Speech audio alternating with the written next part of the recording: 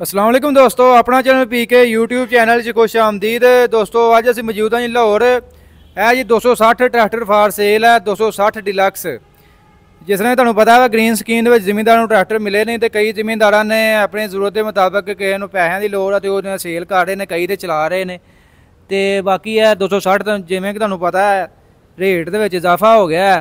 32.5 लाख रुपए का ट्रैक्टर हो गया है 260 जो डिलक्स है। तो है वही ट्रैक्टर है जो 32.5 लाख रुपए का है। तो ये जी मालक इनू सेल कर रहा है।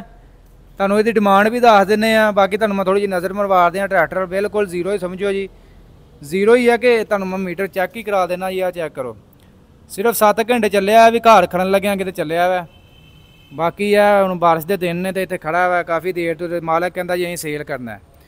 मैं कहा चलो जी वीडियो बना के दोस्तों नाल शेयर कर देने। अगर कोई ख्वाहिशमंद है तो वो जी इन्हां नाल राबता करके इन्हां को खरीद सकता है।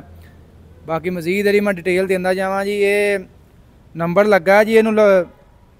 बाकी स्मार्ट कार्ड मिलेगा, कागजात की मुकम्मल गारंटी होगी, कागजात मुकम्मल मिलणगे, हर चीज़ भाई जी मिलेगी मौके के उत्ते। तो लाहौर इस टाइम खड़ा है, मीटर तुहानूं दिखा दिता है, 7 घंटे चलिया। बाकी टायर टूर चैक कर लो, बिल्कुल जीरो ही जे। 2024 मॉडल जे 12वें महीने का निकलिया, यानी कि कच्चा पक्का 25 इनू कह सकते तुसीं। पिछों भी चैक कर देने तुहानूं।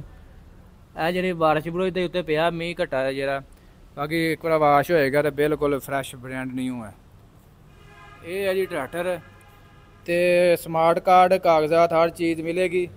ਸਾਡੇ ਇਹਦੀ ਜੀ 32.5 ਲੱਖ ਰੁਪਇਆ ਨਵਾਂ ਰੇਟ ਆ ਗਿਆ ਹੈ ਇਹਦਾ। ਤੇ ਡਿਮਾਂਡ ਕਰ ਰਹੇ ਨੇ ਜੀ 26 ਲੱਖ ਰੁਪਇਆ ਮਾਲਕ ਡਿਮਾਂਡ ਕਰ ਰਹੇ ਨੇ। ਮੌਕੇ ਤੇ ਕਮੀ ਬੇਸ਼ੀ ਹੋ ਜਾਏਗੀ। ਰਾਬਤਾ ਨੰਬਰ ਵੀ ਤੁਹਾਡੇ ਨਾਲ ਸ਼ੇਅਰ ਕਰ ਦਿੰਦੇ ਆ। अगर कोई है ख्वाहिशमंद तो लाहौर इस टाइम ट्रैक्टर खड़ा है तो आन के जी इन्होंने राबता कर सकता है। राबता नंबर तुहाडे नाल शेयर कर दें 0323 4100 750। दोबारा सुन लो जी 0323 4100 750। यह नंबर पर राबता करके तुसीं यह ट्रैक्टर खरीद सकते हो। ट्रैक्टर समझ लो कि 5 तो 6 लाख रुपये सस्ता मिल रहा है। अगर कोई ट्रैक्टर खरीदना चाहता है तो वह इस मौके तो फ़ायदा चुक सकता है। वजीरे वाला पंजाब ग्रीन ट्रैक्टर प्रोग्राम वाला ट्रैक्टर है। कागजात हर चीज़ ओके है, स्मार्ट कार्ड बनया, नंबर प्लेटां नाल मिलणगियां।